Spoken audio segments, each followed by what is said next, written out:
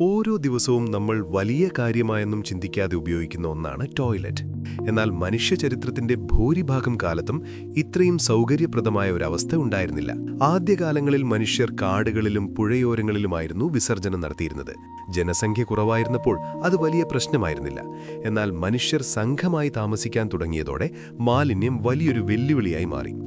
ഏകദേശം BC 2500-ൽ സിന്ധു നദീതട സംസ്കാരത്തിലാണ് ആദ്യമായി യഥാർത്ഥ ടോയ്ലറ്റുകൾ പ്രത്യക്ഷപ്പെട്ടത്. മോഹൻജൊദാരോ പോലുള്ള നഗരങ്ങളിൽ ഡ്രെയിനേജ് സംവിധാനങ്ങളുമായി ബന്ധിപ്പിച്ച ഇഷ്ടിക ടോയ്ലറ്റുകൾ ഉണ്ടായിരുന്നു. മാലിന്യം മൂടിയ ചാലുകളിലൂടെ പുറത്തേക്ക് ഒഴുകിവിടുന്ന ഈ രീതി അക്കാലത്ത് വിശ്വസിക്കാൻ കഴിയാത്തത്ര ആധുനികമായിരുന്നു. ഇതേ കാലഘട്ടത്തിൽ മെസപ്പൊട്ടേമിയയിലും ഈജിപ്തിലും കുഴി ടോയ്ലറ്റുകൾ ഉപയോഗിച്ചിരുന്നു. ഇത് മാലിന്യം ഒരു പരിധിവരെ നീക്കം ചെയ്യാൻ സഹായിച്ചെങ്കിലും ദുർഗന്ധവും രോഗങ്ങളും വലിയ ഭീഷണിയായിരുന്നു. പിന്നീട് റോമാക്കാരാണ് ഈ രംഗത്ത് വലിയ മാറ്റങ്ങൾ കൊണ്ടുവന്നത്.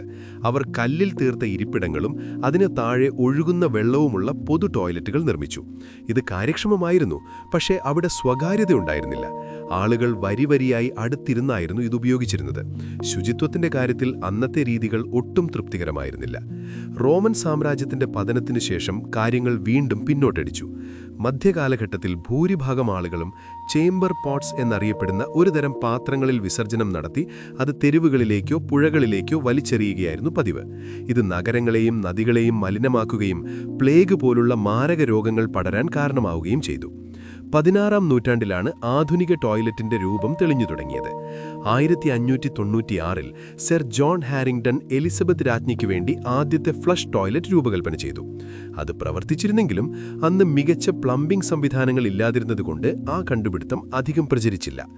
യഥാർത്ഥ പുരോഗതിയുണ്ടായത് 18-ാം നൂറ്റാണ്ടിലാണ്. 1775-ൽ അലക്സാണ്ടർ കമ്മിങ് ട്രാപ്പ് പൈപ്പുകൾ കണ്ടുപിടിച്ചു. പൈപ്പിനുള്ളിൽ വെള്ളം തങ്ങി നിൽക്കുന്നതിലൂടെ മലിനജലത്തിൽ നിന്നുള്ള ദുർഗന്ധം വരുന്നത് തടയാൻ ഇതിലൂടെ സാധിച്ചു. ഇത് ടോയ്ലറ്റ് ചരിത്രത്തിലെ വലിയൊരു വഴിത്തിരിവായി. 19-ാം നൂറ്റാണ്ടിൽ നഗരങ്ങൾ മാലിന്യക്കൂമ്പാരമായപ്പോൾ കോളറ പോലുള്ള രോഗങ്ങൾ പടർന്നുപിടിച്ചു. ഇതോടെ ഗവൺമെന്റുകൾ ശരിയായ സീവേജ് സംവിധാനങ്ങൾ നിർമ്മിക്കാൻ നിർബന്ധിതരായി. ഇതോടെ ഫ്ലഷ് ടോയ്ലറ്റുകൾ ഒഴിച്ചുകൂടാനാവാത്ത ഒന്നായി മാറി.